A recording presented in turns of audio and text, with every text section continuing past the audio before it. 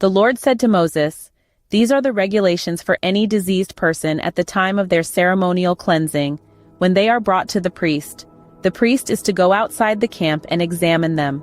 If they have been healed of their defiling skin disease, the priest shall order that 2 live clean birds and some cedar wood, scarlet yarn, and hyssop be brought for the person to be cleansed.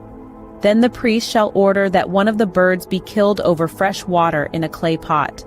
He is then to take the live bird and dip it, together with the cedar wood, the scarlet yarn, and the hyssop, into the blood of the bird that was killed over the fresh water. 7 times he shall sprinkle the one to be cleansed of the defiling disease, and then pronounce them clean. After that, he is to release the live bird in the open fields. The person to be cleansed must wash their clothes, shave off all their hair, and bathe with water. Then they will be ceremonially clean. After this, they may come into the camp, but they must stay outside their tent for 7 days.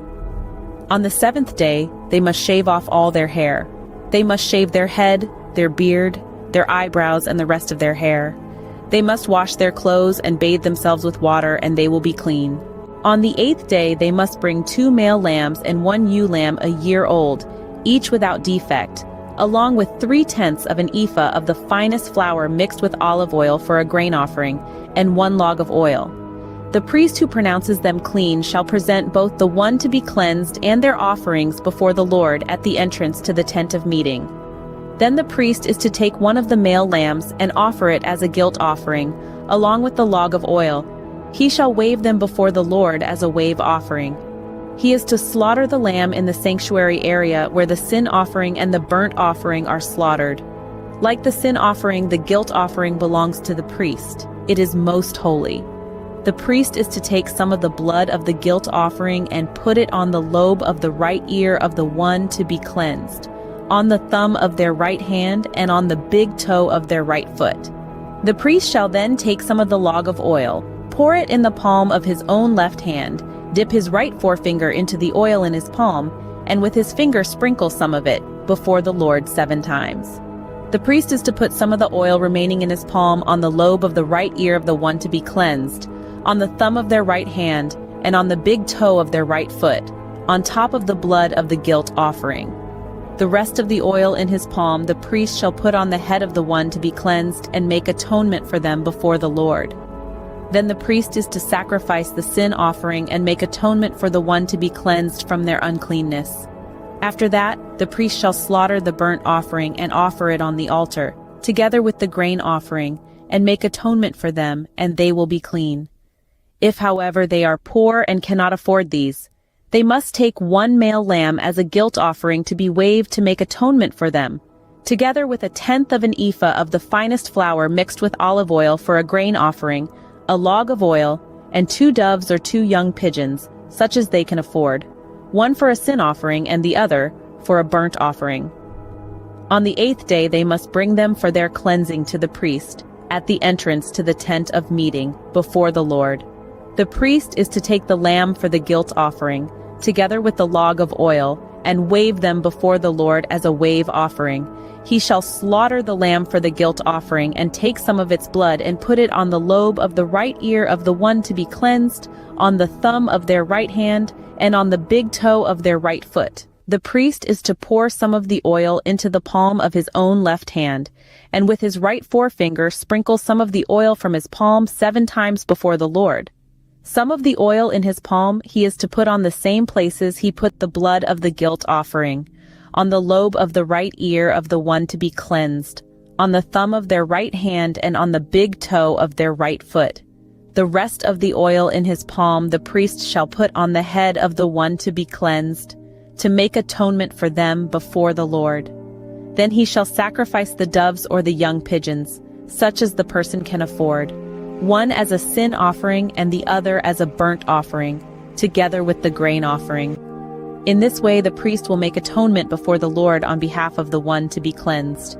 These are the regulations for anyone who has a defiling skin disease and who cannot afford the regular offerings for their cleansing. The Lord said to Moses and Aaron, "When you enter the land of Canaan, which I am giving you as your possession, and I put a spreading mold in a house in that land, The owner of the house must go and tell the priest, "I have seen something that looks like a defiling mold in my house." The priest is to order the house to be emptied before he goes in to examine the mold, so that nothing in the house will be pronounced unclean. After this, the priest is to go in and inspect the house. He is to examine the mold on the walls, and if it has greenish or reddish depressions that appear to be deeper than the surface of the wall, the priest shall go out the doorway of the house and close it up for 7 days. On the 7th day the priest shall return to inspect the house.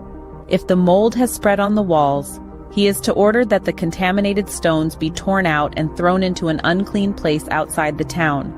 He must have all the inside walls of the house scraped and the material that is scraped off dumped into an unclean place outside the town. Then they are to take other stones to replace these and take new clay and plaster the house. If the defiling mold reappears in the house after the stones have been torn out and the house scraped and plastered, the priest is to go and examine it, and if the mold has spread in the house, it is a persistent defiling mold. The house is unclean. It must be torn down, its stones, timbers, and all the plaster, and taken out of the town to an unclean place. Anyone who goes into the house while it is closed up will be unclean till evening. Anyone who sleeps or eats in the house must wash their clothes. But if the priest comes to examine it and the mold has not spread after the house has been plastered, he shall pronounce the house clean, because the defiling mold is gone. To purify the house, he is to take 2 birds and some cedar wood, scarlet yarn and hyssop. He shall kill one of the birds over fresh water in a clay pot. Then he is to take the cedar wood, the hyssop, the scarlet yarn, and the live bird, dip them into the blood of the dead bird and the fresh water, and sprinkle the house 7 times. He shall purify the house with the bird's blood, the fresh water, the live bird, the cedar wood, the hyssop, and the scarlet yarn. Then he is to release the live bird in the open fields outside the town. In this way he will make atonement for the house, and it will be clean. These are the regulations for any defiling skin disease, for a sore, for defiling molds in fabric or in a house, and for a swelling, a rash, or a shiny spot to determine when something is clean or unclean. These are the regulations for defiling skin diseases and defiling molds. This is the end of the reading of Leviticus chapter 14. We are a young channel, so please hit the thumbs up button and subscribe. Thanks, and may God bless you all always. Amen.